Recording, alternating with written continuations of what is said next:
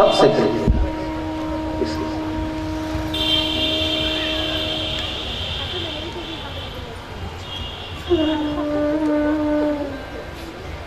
आज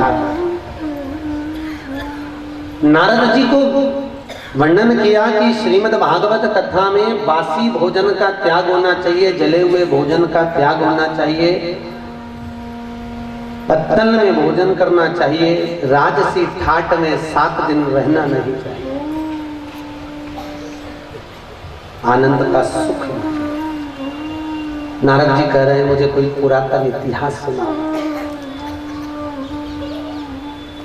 एक आत्मदेव नाम का ब्राह्मण जिसकी पत्नी का नाम था धुंधली। कैसी थी? धुंधली। धुंधली का मतलब जानते हो? जिसको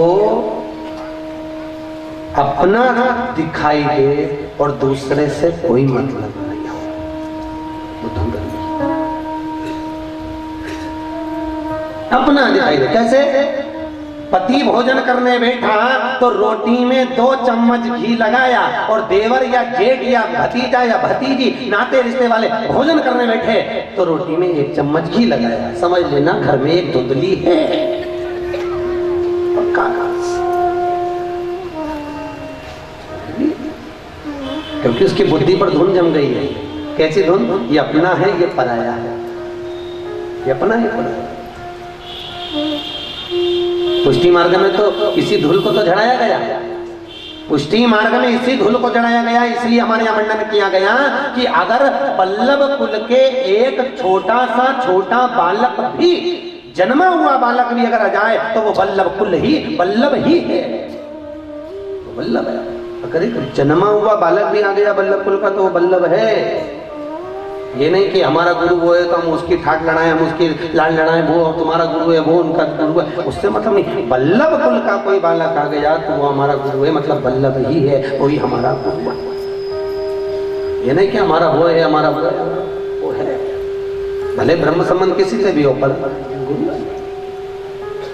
ये द्वंद है कि हमारा, ये पराया, ये अपना है, वो पराया है, ये हमारा है वो। इसलिए तो शिव महापुराण में स्पष्ट किया गया। शिव महापुराण में कितना कितना सुंदर वर्णन किया गया कि सबसे ज्यादा व्यक्ति नरक में कौन गिरता है, और इसी को लिया है सुबोधनी में महाप्रभु जी ने। इसलिए तो कितना सुंदर संवाद किया कि सबसे ज्यादा नरक में कौन गिरता है। तो कहा जो प्रसाद बांटता है वो नरक में गिरता है। किसमें लिखा?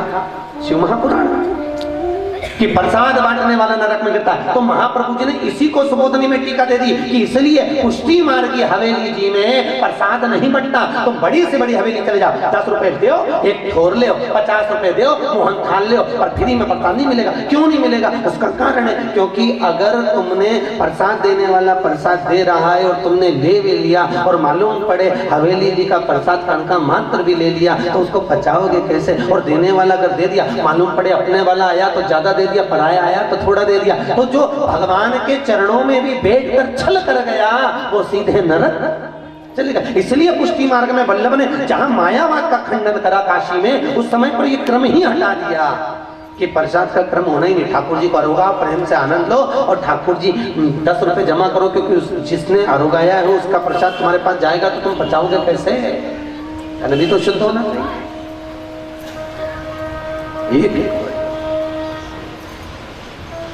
काशी में महाप्रभु जी जब 3 बार पृथ्वी का भ्रमण करे तो काशी में एक बार 19 मायावाद के खंडन करे थे, एक बार 7 मायावाद के खंडन करे थे, और महाप्रभु जी ने काशी में ही फिर 3 मायावाद के खंडन करे। कौन कौन से खंडन करे अपन कल कथा में इसको लेंगे।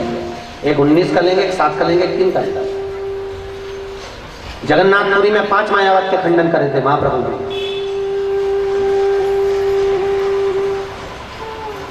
पृथ्वी की परिक्रमा करते हुए। जगन्नाथपुरी में 5 मायावाद का खंडन करा, उसमें सबसे पहला था एकादशी का।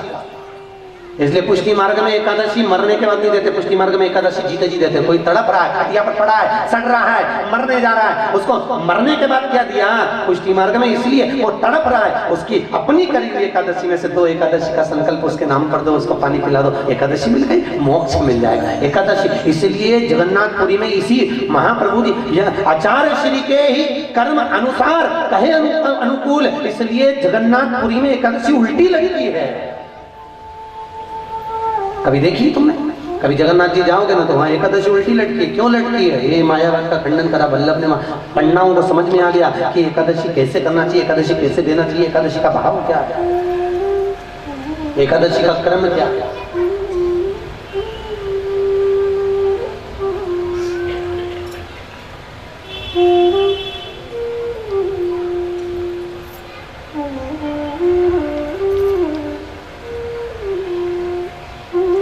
तो यहां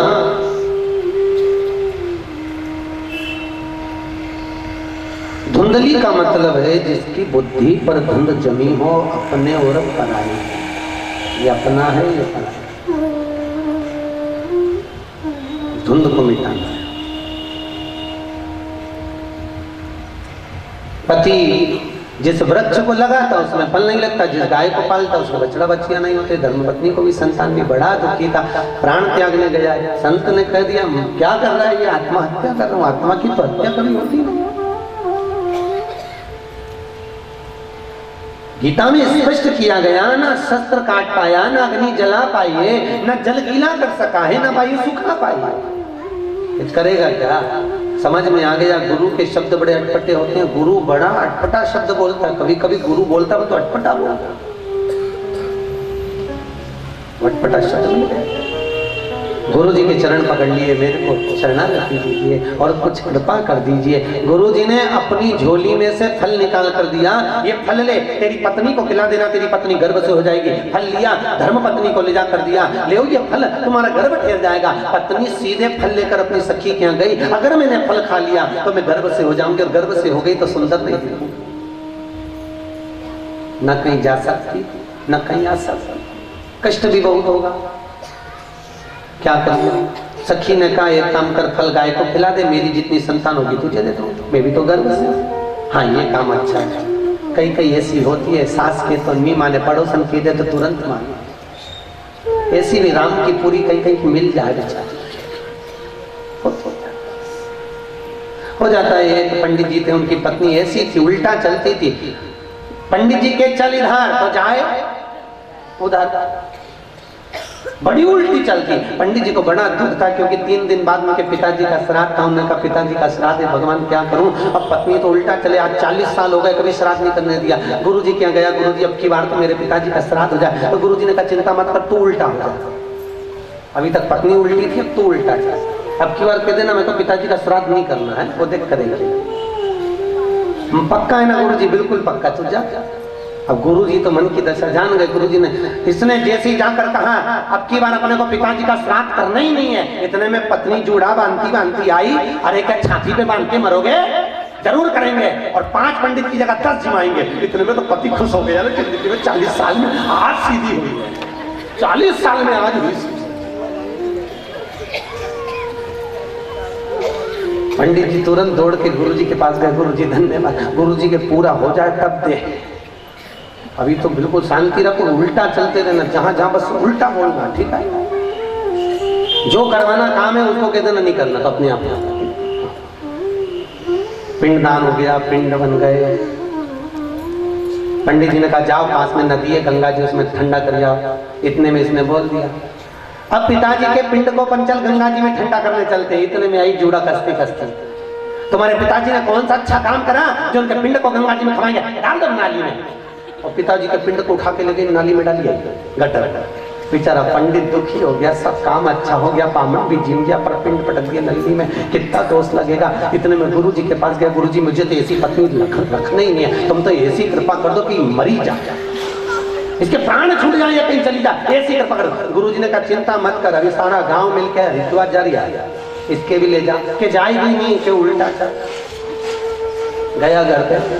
कि पूरा गांव हरिद्वार जा रहा है पर अपन नहीं जाएंगे। पत्नी के कैसे नहीं जाएंगे, 40 साल शादी के हो गए, कहीं घुमाने नहीं लेगा, अपन तो जरूर जाएंगे, चलो। और गुरुजी ने कह दिया तो उल्टा चलते रहना। अब जैसे नहाने के लिए गंगा जी में उतरी तो इसने पीछे से कह दिया ज्यादा आगे मत जा, गहरा पानी है, जाऊंगी जा। और जैसे ही गई वे पानी में बह गई। जैसे ही पानी में बही, इसने जेब में से नारियल उठा के हर हर गंगे जो गंगा जी में दिया, इतने में तो उसने चेन पकड़ ली। गंगा जी में चेन पड़ी थी, वो चेन पकड़ ली। अब तो इसने सोचा वापस नारियल उठा के गंगा जी का वापस धर लिया। बताओ गंगा मैया अच्छी खासी जा रही थी, लोग कैसे पड़ी।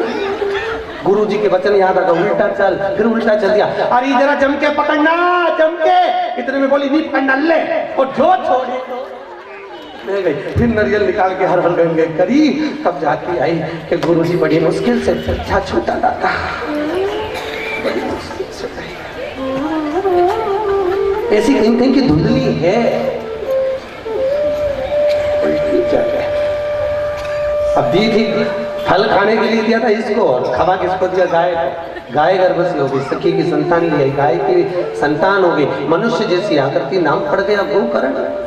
इसकी सखी की जो संतान है उसका नाम पड़ गया धुंधकारी। गोकर्ण भगवान का भजन करता, धुंधकारी स्मरण में करता। एक दिन गोकर्ण आत्मदेव के साथ में वन में जाकर विश्राम करते हैं। आत्मदेव के प्राण छूटते, गोकर्ण ने तर्पणादि क्रिया कर दी। धुंधकारी 5 वेश्याओं को घर में लाने के लिए माता से धन मांगा, माँ ने धन नहीं दिया तो धुंधकारी ने माँ को मारने के लिए हाथ उठा लिया। माँ ने गले में पत्थर बांधकर प्राणों को त्याग दिया। अरे माँ ने सोचा कि जिस बेटे को पाल पोस कर बड़ा कर आज वही हाथ उठावे, वही आंख दिखावे, तो ऐसा पुत्र किस काम, किस काम।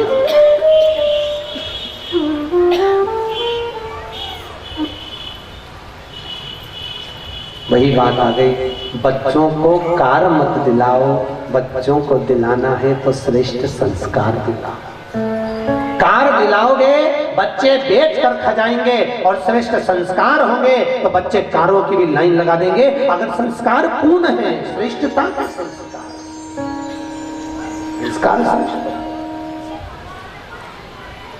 धुंधकारी 5 वेश्याओं को ले आया। ये 5 वेश्या नहीं, पंचम इंद्रियां हैं, व्यक्ति को बर्बाद कर देती।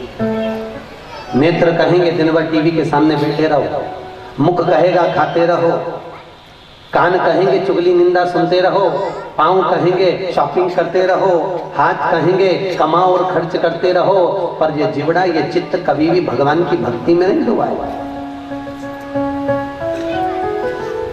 नहीं, जीवन खत्म हुआ तब जीने का ढंग आया, जब सम्मा बुझ गई तब महफिल में रंग आया।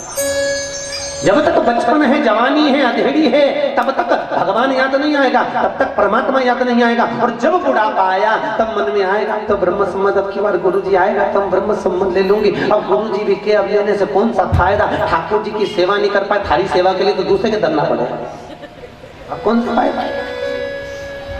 जीवन खत्म हुआ तब जीने का ढंग आया, जब सम्मा बुझ गई तब महफिल में रंग आया। तब का मतलब क्या हुआ, जब गया सब समा, हाथ से काम नहीं सरे, आंखों से दिखाई नहीं पड़े, नक बेसन लगा रही थी तो हंसली धरा दी, कर्ण फूल धरा रही, एक धरा के भूल गई, दूसरी कहीं कहां पटक गया। हाथ कापे, आंख से दिखे नहीं, कान से सुने नहीं, पाँव से चला नहीं जावे, हाथ से काम नहीं सरे, फिर काहे, फिर कैसे क्या कर्म होगा। इसलिए कहा कि बचपन मिला है, इसको परमात्मा को समर्पित कर दो। जवानी मिली है, परमात्मा को समर्पित कर दो। अधेड़ी मिली है, परमात्मा को समर्पित कर दो। और बुढ़ापा भी परमात्मा को समर्पित कर दिया। कर्म परमात्मा। बचपन खेल में खोया, जवानी नींद भर सोया, बुढ़ापा देख कर रोया, सिराने मौत हंसती है। बहुत कठिन है, बहुत कठिन है। लगता है सब अपना है, सब अपना, सब अपना।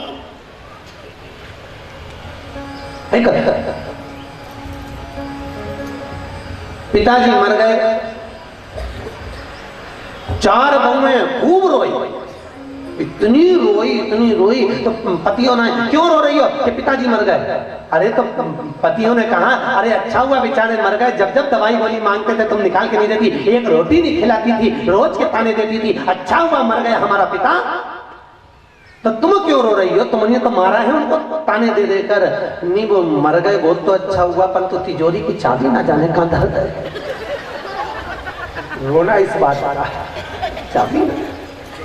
अब पत्नियां बोली जगाओ तुम्हारे बाप को, जगाओ तुम्हारे पिताजी को और पूछो चाबी कहां धरी है, उठाओ। अरे तो कोई मरा हुआ कोई जिंदा होगा? नहीं तुम तो उठाओ, बोल दिया तो बोल दिया। हम उठे, डॉक्टर के बुलाया, चारों बेटा बेचारे गए, डॉक्टर के लाए। डॉक्टर साहब हमारे पिताजी को भले 2 मिनट के लिए जगा दो, 1 मिनट के लिए जगा दो, पर पिताजी के जगा दो। तो डॉक्टर साहब ने कहा जगा तो दूंगा, पर तू 1 इंजेक्शन लगेगा नहीं, 1 लाख का लगेगा।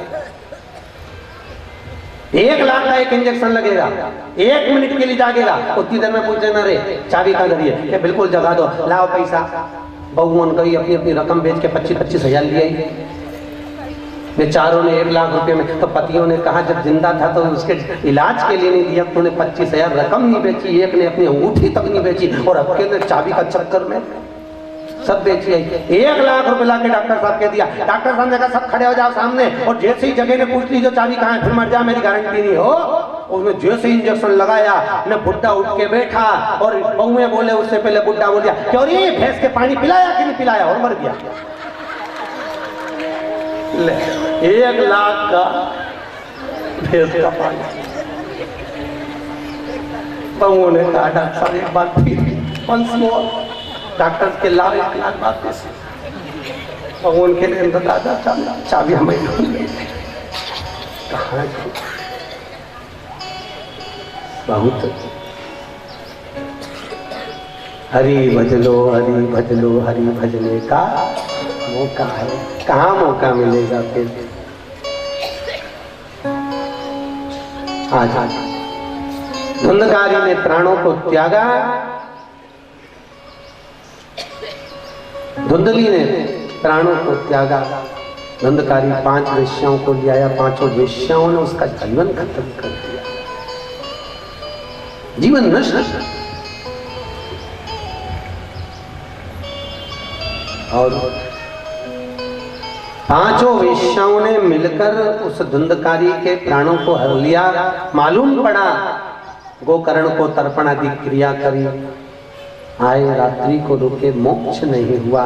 धुंधकारी कहता भैया मुझे मुक्ति नहीं मिली, तेरे मोक्ष के लिए कितना उपाय कराए फिर भी नहीं मिला, नहीं मिला। मैंने गया जी का पिंड दिया तुझे मोक्ष ने, गया पिंड से मुक्ति है, मोक्ष है, पर बेचारे ये गोकर्ण ने 50 बार गया जी का पिंड दिया है, 50 बार। पर याद रखना कि इसको मुक्ति क्यों नहीं मिल रही, धुंधकारी को मुक्ति क्यों नहीं मिल रही, उसका कारण केवल एक था, क्योंकि गोकर्ण को जो मालूम था इसका गोत्र, गोकर्ण को गोत्र बोलता था, परंतु गोकर्ण को ये थोड़ी ना मालूम था कि ये तो सहेली की संतान है, सहेली की संतान है तो उसका गोत्र मालूम होना था। और गया किसको तारती है? जिसका गोत्र मालूम। संकल्प छूटता है ना, पर पूजन करते तो अपना संकल्प छोड़ना पड़ता है कि हम नाम से अहम गोत्र, ये अमुक नाम, अमुक गोत्र, अमुक वासरे, अमुक तिथि, मैंने ये चीज दान करी है, मैंने ये चीज ग्रहण करी है, मैंने ये पूजन करी है। ये गोत्र से होती है पूजन का जो क्रम होता है। तुम नाम कितना ही लिख लो, भानु प्रताप ने, रामकिशन ने, हरिकिशन, परंतु गोत्र मुख्य होता है। तुम गोत्र क्या है? अब गोकर्ण जब तर्पण करता था गया जी का तो अपना गोत्र बोलता था, क्योंकि गोकर्ण भी इनके धुंधकारी का जो गोत्र था, आत्मदेव का जो गोत्र था वो गोत्र बोलता था। अब आत्मदेव का गोत्र की औलाद हो तो उसको मिल जाएगा पिंड दान का भाग, परंतु ये तो औलाद किसकी? सहेली की। अब उसका गोत्र नहीं मालूम था, इसलिए इसको मोक्ष नहीं मिला। बहुत प्रयास करा, मोक्ष नहीं मिला, दान भी बहुत किया, मोक्ष नहीं मिला। मोक्ष गया से मुक्ति नहीं मिली, तब दुख हुआ। तब सूर्य देवता का रथ का सूर्य नारायण ने कहा तुम चिंता मत करो, एक काम करो, अपने गांव में श्रीमद् भागवत कथा करवाओ, उससे तुम्हारे भाई को मोक्ष मिलेगा। श्रीमद् भागवत कथा करवाना प्रारंभ करी, सुंदर व्यासपीठ का निर्माण कराया। 7 गांठ का बांबू लगा था, बांस लगा था, उस बांस में धुंधकारी जाकर बैठ गया। 7 दिन की कथा प्रारंभ हुई। एक दिन में एक जो गांठ थी वो फटती है, 7 दिनों में 7 गांठें जाती हैं। अंत में वैकुंठ से विमान आता है और धुंधकारी बैठकर उस विमान में बैठकर परमधाम को जाता है। देवता पुष्पों की वृष्टि करते, गंधर्व गान करते, अप्सरा नृत्य करती है, चारों तरफ आनंद स्थापित होता है, चारों तरफ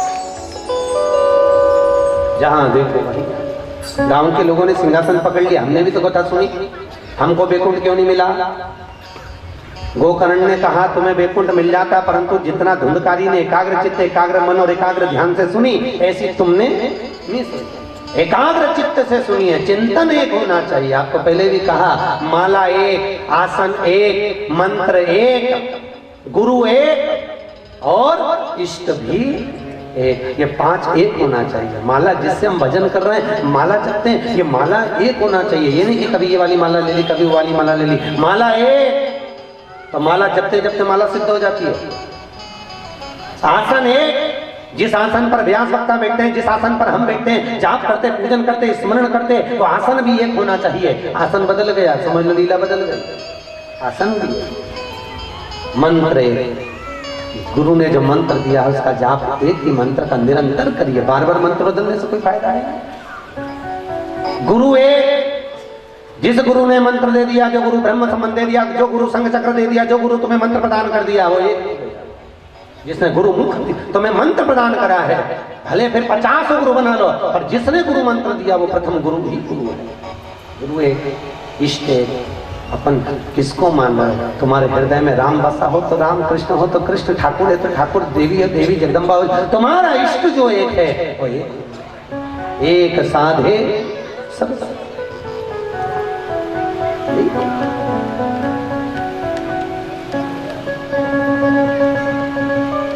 सात गांठें। इसने एकाग्र चित्त, एकाग्र मन, एकाग्र ध्यान से कथा को सुना है, इसलिए इसको परम धाम मिला है, परम आनंद मिला है। और तुम भी एकाग्र चित्त से सुनोगे तो तुम्हें भी परम आनंद होगा। एकाग्र चित्त से कथा सुनने के लिए सारे गांव के लोग लाइट हुए और कथा का आनंद करते हैं।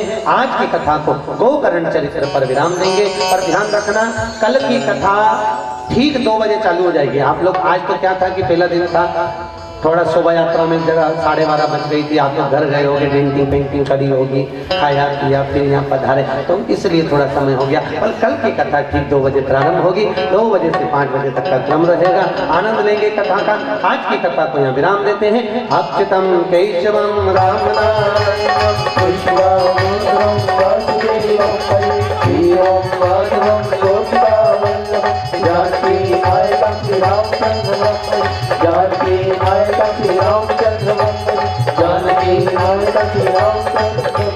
भागवत भगवान की। अभी आरती की तैयारी करें भावसर परिवार।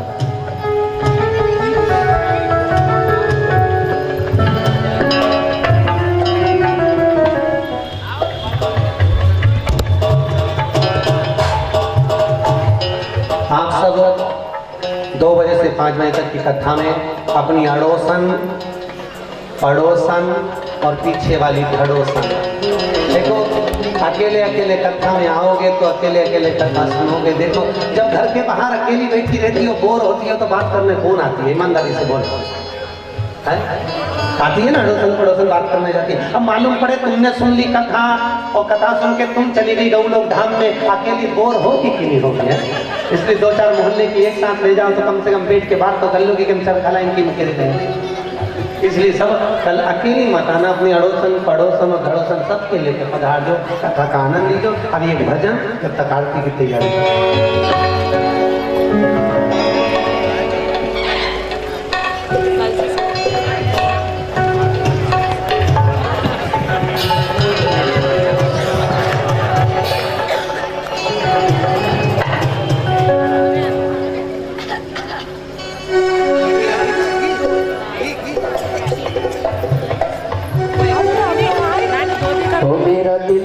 दीवाना हो गया मुरली वाले तेरा, मेरा दिल तो दीवाना हो गया मुरली वाले तेरा, मेरा दिल तो दीवाना हो गया मुरली वाले तेरा, मेरा दिल तो दीवाना हो गया मुरली वाले तेरा, मुरली वाले तेरा, कमली वाले तेरा, मुरली वाले तेरा, कमली वाले तेरा, नजरों का निशाना हो गया मुरली वाले तेरा, नजरों का निशाना